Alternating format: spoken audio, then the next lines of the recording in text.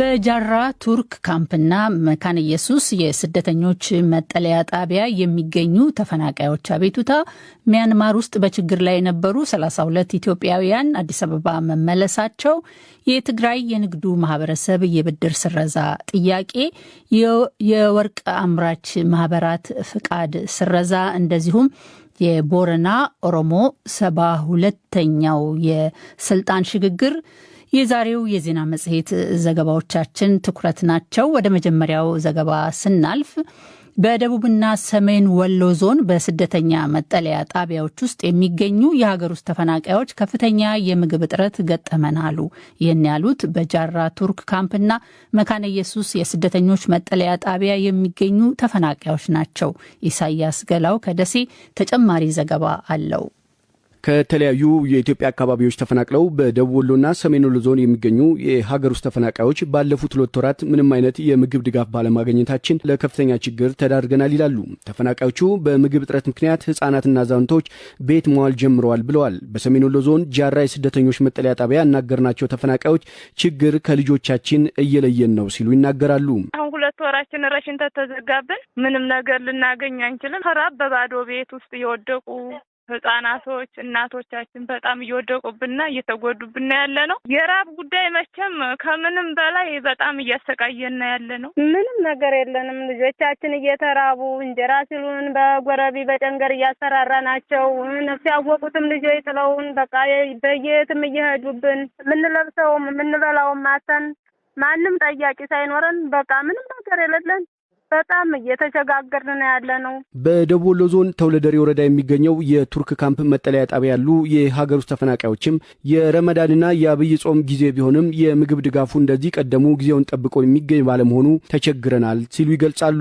ሙስሊም ክርስቲያኑ ጾም ባንድ ጀምሯል ነው መልህ ባዶ ውስጥ ነው ያለ ነው። ምግብም አልመጣም። ይሄው ስንት ነገር ብታይ ድፍንፍን ብሎብን አሁን ባዶ ነው ያለ ነው። አሁን ባዶ ድንኳን ውስጥ ሆኜ ነው የማናገር። ባዶ ላይ ነው ያለ ነው። ተፈናቃዮቹ በሚኖርባቸው መጠለያ ጣቢያዎች ውስጥ ከዚህ ቀደም ድጋፍ ያደርጉ የነበሩ ድርጅቶች ስራ ማቋረጣቸውንና የምግብ እጥረት መከሰቱ ተገቢ ሕክምና ለማግኘት አስቸጋሪ እንዳደረገባቸው ተናግረዋል። ውሃ ብቻ ባዶ ውሃ ሲጠጡ ተቅማጥ ምናምን እያረጋቸው ሐኪሞች ያሉት ዶክተሮች ደግሞ መድኃኒት ሲሰጧቸው በምንድነው ከኔና ውጠን በሽታውን የምንከታተለው እያሉ በጣም እያለቀሱና እየተሰቃዩብን ያለ ነው። ኤፒኤችአይ በኤንጆ ስም ገብቶ የሚያገለግለን ጥሩ ድርጅት ነበረ። አሁን ላይ ምንም ነገር የለም። ለ90 ቀን አቁሙ ተብለናል በሚል አቁመዋል። እናም የመጀመሪያው ያው የአሜሪካ ህዝብና መንግስት ነበር የሚረዳን። አመልዲ ተወክሎ እንደ ውክልና ቢሰጠንም ከዚህ አመልዲ ነበር እስካሁን ይዞን የቆየ አመልዲ ያቆመብን። የሰሜን ወሎ ዞን አደጋ መከላከልና ምግብ ዋስትና ተጠሪ ጽሕፈት ቤት ባለሙያ የሆኑት አቶ እንድሪስ አህመድ በዞኑ ባሉ መጠለያ ውስጥና ከመጠለያ ውጭ ያሉ የሀገር ውስጥ ተፈናቃዮች የከፋ የምግብ እጥረት እንደገጠማቸው ይናገራሉ። አሁን ባለው ሁኔታ እንደ ሰሜን ወሎ ያሉ ተፈናቃዮችን ብቻም ሳይሆኑ በማህበረሰቡ ውስጥ ያለው የህብረተሰብ አካል ከሚገባው በላይ ችግር አለበት። ይህም ትልቁ ነገር የተፈጠረው በአሜሪካ መንግስት ማለትም ዩኤስአይዲ ከፍተኛ የኛ ሰፖርተር ነበረ። አሁን ባለው ሁኔታ ግን አቁሟል። አሁን ያሉት ተፈናቃዮች የዕለት ምግብ አጥተው በከፍተኛ ችግር ላይ ነው ያሉት። በደቡብ ወሎ ዞን ከ40 ሺህ በላይ የሀገር ውስጥ ተፈናቃዮች ያሉ ሲሆን የምግብ ድጋፉ ወቅቱን ጠብቆ የሚደረግ ቢሆንም ተፈናቃዮቹ የሚፈልጉት የምግብ ድጋፍ እየተደረገ አይደለም የሚሉት አቶ አሊ ሰይድ የደቡብ ወሎ ዞን አደጋ መከላከልና ምግብ ዋስትና ተጠሪ ጽሕፈት ቤት ኃላፊ ናቸው። ከድጋፍ አንጻር በቂ አይደለም ብሎ መውሰድ አይቻልም። በመንግስት የሚቀርበው ድጋፍ ፓኬጅ ማሟላት ችግር አለ የሚል ዞሮ እኛ እናነሳለን። ጥያቄው ይቀርባል። በየወሩ ከመቅረብ አንጻር ግን በፊት ላይ ክፍተት ነበር። የተወሰነ ጊዜ በጸጥታ ችግሩ መንገድ መዘጋት ጋር ተያይዞ የሚስተጓጎል ችግር ነበረ። አሁን ላይ ከወቅታዊነት አንጻር ያን ያክል የከፋ ችግር አለ ብሎ መውሰድ አይቻልም። የቀረበ ነው ጊዜውን ጠብቆ።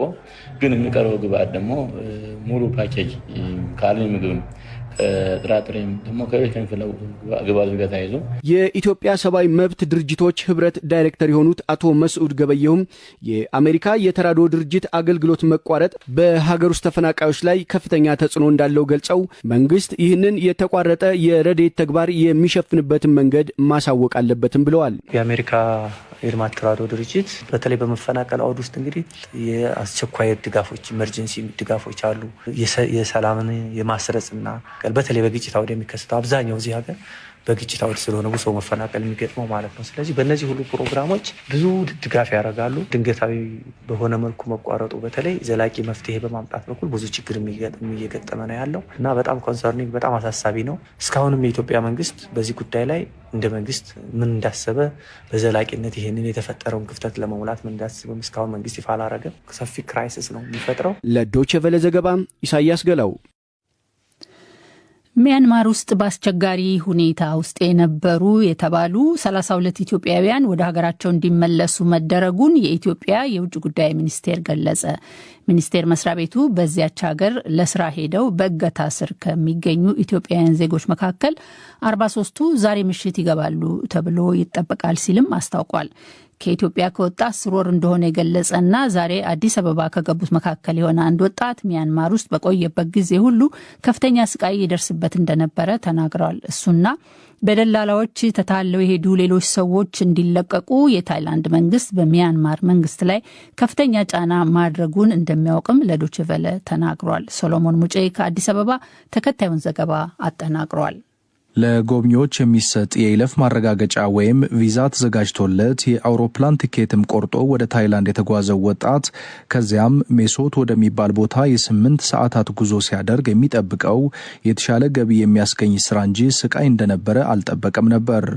ይህ ዛሬ አዲስ አበባ ከገቡት 32 ወጣቶች መካከል የሆነው ሰው ገንዘብ ለቤተሰቦቹ ሰርቶ መላክ ባለመቻሉ የፈጠረበት ጭንቀት ስሙን ለዚህ ዘገባ እንዳይጠቅስም አድርጎታል። ይህ ወጣት ሚያንማር በነበረበት ወቅት ከተፈጸመበት ግፍ ባልተናነሰ ለቤተሰቦቹ ሰርቶ ገንዘብ አለመላኩ ሌላ ህመም ሆኖበታል። ከዚህ ስንሄድ ኦልሬዲ ወደ ታይላንድ ነው ቪዚት ቪዛ በሚል አስቆርጠውን በገዛ ወገኖቻችን ስራው ህጋዊ ነው ብለን አምነን ነው የሄድነው። ግን ፈጽሞ ተገላቢጦሽ ምንም ከእውነት የራቀ ውሸት ውስጥ ነው የደረስነው ያገኘነው። የውጭ ጉዳይ ሚኒስቴር ህንድ የሚገኘው የኢትዮጵያ ኤምባሲ በሚያንማር እገታ ስር ቆይተው ወደ ታይላንድ ከተሻገሩ 133 ኢትዮጵያውያን መካከል 32ቱ ዛሬ ወደ ሀገራቸው የገቡ ሲሆን 43 ኢትዮጵያውያን ደግሞ ዛሬ ምሽት ይገባሉ ተብሎ ይጠበቃል ሲል ዛሬ ማለዳ አስታውቋል። ለተሻለ ስራ በሚል ወደዚያች የሩቅ ምስራቅ ሀገር የተጓዘው ወጣት እንደሚለው የብዙ የተማሩ ሰዎች ጭንቅላት ለጉዳት ተዳርጓል። የደረሰብን መከራ፣ ጭንቀት የብዙ ወጣቶች አይኖሩ የብዙ ምሁራን ጭንቅላት ብዙ የተደረገበት ኤሌክትሪክ ሾክ አንስቶ ቤተሰቦቻቸው ወደ ሚያንማር የሄዱ ሰዎች መንግስት በተቻለው ፍጥነት ሁሉ ከስቃይ እንዲያስወጣቸው ብርቱ ውትወታ ሲያደርጉ ቆይተዋል። ወደ ውጭ ጉዳይ ሚኒስቴር መስሪያ ቤት በተደጋጋሚ በመሄድም አቤት ሲሉ ቆይተዋል። ከነዚህ መካከል አንዷ ብዙ ብስራት ትገኝበታለች። ወንድሟ ከነገ ወዲያ ረቡዕ እንደሚመለስ ማረጋገጧንም በደስታ ስሜት ውስጥ ሆና ነግራናለች። የኔ የአክስቴ ልጅ ነው፣ ያው ወንድሜ ነው፣ አብሮኝ ያደገ ነው። መቼ እንደሚመጡ ስንት ሰዓት እንደሚመጡ የሚያሳየውን መረጃም ከአየር መንገድ አግኝተናል ማለት ነው። እንግዲህ እግዚአብሔር ፍቃድ ይሁን፣ ተስፋ አደርጋለሁ ይመጣል ብዬ ነው እንግዲህ ማምነው። የኢትዮጵያ የውጭ ጉዳይ ሚኒስቴር ቀሪዎቹ በታይላንድ ማቆያ ውስጥ የሚገኙ 58 ኢትዮጵያውያንን ወደ ሀገራቸው ለመመለስ ጥረት እየተደረገ ነው ብሏል። ብዙ ብስራት እንደምትለው ግን አሁንም እዚያው ሚያንማር ውስጥ ያሉትን ወጣቶች በተሻለ ፍጥነት ማስወጣት ይገባል። አሁንም ስቃይ ውስጥ ያሉ ልጆች አሉ። አሁንም የእኛ መንግስታችንም ያላሰለሰ ጥረት በማድረግ እነዛም ልጆች ከመከራ የሚወጡበትን ነገር ቢያደርግ ብለን ነው የምናስበው። ያው ከቤተሰቦቹ መካከል ያልወጡላቸው ጭራሽ በማፊያዎቹ እጅ ገና ያሉ አሉ። በጣም በሚገርም ስቃይ ውስጥ ያሉ ልጆች አሉ። ደስታው ሀፋፍ ነው ማለት ነው። ምክንያቱም የምንታገለው ለእኛ ወንድሞች ብቻ ሳይሆን እዛም ሌሎችም ተጨማሪ ስቃይ እየደረሰባቸው ስላሉ ኢትዮጵያውያን ስለሆነ አሁንም ጥሪ ነው የምናቀርበው በተቻለ ፍጥነት እነዚህን ልጆች እንዲታደጋቸው። የውጭ ጉዳይ ሚኒስቴር ህብረተሰቡ በህገወጥ የሰዎች አዘዋዋሪዎች ሐሰተኛ ቅስቀሳ ተታሎ የስራ ስምሪት ውል ወደ አልተፈጸመባቸው ሀገራት ከሚደረጉ እንቅስቃሴዎች ራሱን እንዲጠብቅም በዛሬው መግለጫው አሳስበዋል። ለዲደብሊው ሰለሞን ሙጬ ነኝ ከአዲስ አበባ። ከጦርነቱ በፊት ከባንኮች ብድር የወሰዱ በትግራይ የሚገኙ የንግዱ ማህበረሰብ አባላት ብድራቸው እንዲሰረዝ ጥያቄ ያቀረቡ። የእነዚህ የቢዝነስ አንቀሳቃሾች ጠቅላላ ብድር ወለድና ቅጣት እየጨመረ መሆኑ የሚገልጸው የትግራይ የንግድና ዘርፍ ማህበራት አሁን ላይ 80 ቢሊዮን ብር መሻገሩንም አስታውቋል። የትግራይ ንግዱ ማህበረሰብ አባላት የፌደራል መንግስቱ ላለባቸው የተወሳሰበ ችግር ልዩ ፖለቲካዊ መፍትሄ ይስጠን ይላሉ። ሚሊዮን ኃይለስላሴ ከመቀሌ ዘገባ አለው። በጦርነቱ ምክንያት ከፍተኛ ውድመትና ኪሳራ እንደደረሰባቸው የሚያነሱት በትግራይ የሚገኙ ነጋዴዎችና ሌሎች ባለሀብቶች የተከማቸ ብድር ወለድና ቅጣት ደግሞ ወደ ከፍተኛ ቀውስ እየመራቸው መሆኑ የክልሉ ንግድና ዘርፍ ማህበራት ይገልጻል። በጦርነቱ በደረሰባቸው ከፍተኛ ኪሳራ ምክንያት ወደ ቀድሞ የኢኮኖሚ እንቅስቃሴ ለመመለስ መቸገራቸው የሚያነሱት እነዚህ በትግራይ የሚገኙ የቢዝነስ አንቀሳቃሾች የኢትዮጵያ ፌደራል መንግስት ከጦርነቱ በፊት ከባንኮች የወሰዱት ብድር የብድር ወለድና ቅጣት እንዲሰርዝላቸውም ጥያቄ አቅርበዋል። በዚህ ጉዳይ ዙሪያ የትግራይ ንግድና ዘርፍ ማህበራት ባለፈው ቅዳሜ በርካታ የክልሉ ባለሀብቶችና ሌሎች የሚመለከታቸው አካላት የተሳተፉበት የውይይት መድረክ ያካሄደ ሲሆን የፌደራል መንግስቱ ለትግራይ የቢዝነስ አንቀሳቃሾች መፍትሄ እንዲሰጥም ጥሪ አቅርበዋል።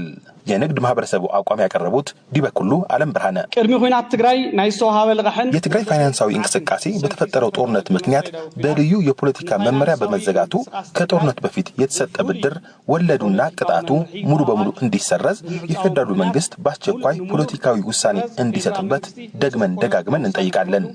ደጋግመና ናሐትት የትግራይ ንግድና ዘርፍ ማህበራት እንደሚለው በትግራይ ያለው የንግድ ማህበረሰብ ችግሮች ለመፍታት ባለፈው ዓመት መጋቢት ወር የፌደራል ሚኒስቴር መስሪያ ቤቶች ያካተተ ኮሚቴ ተቋቁሞ የነበረ ቢሆንም እስካሁን ተጨባጭ መፍትሄ እንዳልተሰጠ አንስተዋል። ቅድሚ ኹናት ዝተወሰደ ልቃሕን ወለድን ከጦርነቱ በፊት የተወሰደ ብድር ወለድና ቅጣት እንዲነሳ ኪሳራ የሚያካክስ ካሳ እንዲሰጥ በማለት መጋቢት ወር 2016 ዓ.ም ወደ አዲስ አበባ በመሄድ ለጠቅላይ ሚኒስትር አብይ አህመድ ጥያቄ ቀርቦ ከትግራይ ንግድ ማህበረሰብ ከትግራይ ጊዜያዊ አስተዳደር ከንግድና ከገንዘብ ሚኒስቴር እንዲሁም ከብሔራዊ ባንክ ተውጣጥቶ የተቋቋመ ኮሚቴ ተጨባጭ መፍትሄ ሳይሰጠን አንድ ዓመት ሞልቶታል።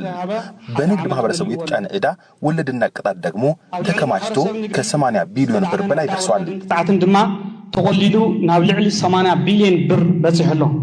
ከዚህ በተጨማሪ በትግራይ የሚገኙ የንግዱ ዘርፍ አንቀሳቃሾች በክልሉ የቀጠለው ፖለቲካዊ አለመረጋጋት በስራቸው ላይ እንቅፋት ሆኖ እንዳለ ያነሳሉ። አስተያየታቸው የሰጡት ባለሀብት አቶ ዘርኦ ገብረ ሊባኖስ ፌደራል መንግስቱ በአካል ከና ወደ ፌደራል መንግስቱ በአካል ቀርበን ጠይቀን መንግስታችሁ ጥያቄው አላቀረበም ተብለናል። ዳግመኛ ወደ ጦርነት እንደማንገባም አናቅም ተብለናል። ልንክሳችሁ በተገባ ይሁንና ዳግመኛ የማይወድምበት ዋስትና የሚሰጠን አካል ማን ነው ተብለናል። ለዚህ ምላሽ ይሰጠ የለም። ስለዚህ አልመለሰ አይነበረን። በትግራይ የሚገኙ የንግዱ ዘርፍ ማህበረሰብ አባላት ያሉባቸው የተለያዩ ችግሮች አስመልክቶ ከኢትዮጵያው ጠቅላይ ሚኒስትር አብይ አህመድ ጋር መነጋገር እንደሚሹ ያነሱ ሲሆን በቀጣይነት አስቸኳይ ምላሽ የማይሰጣቸው ከሆነ ሌሎች እርምጃዎች እንደሚወስዱም ገልጸዋል። ለዲደብሊው ዘገባ ሚሊዮን ኃይለስላሴ መቀለ።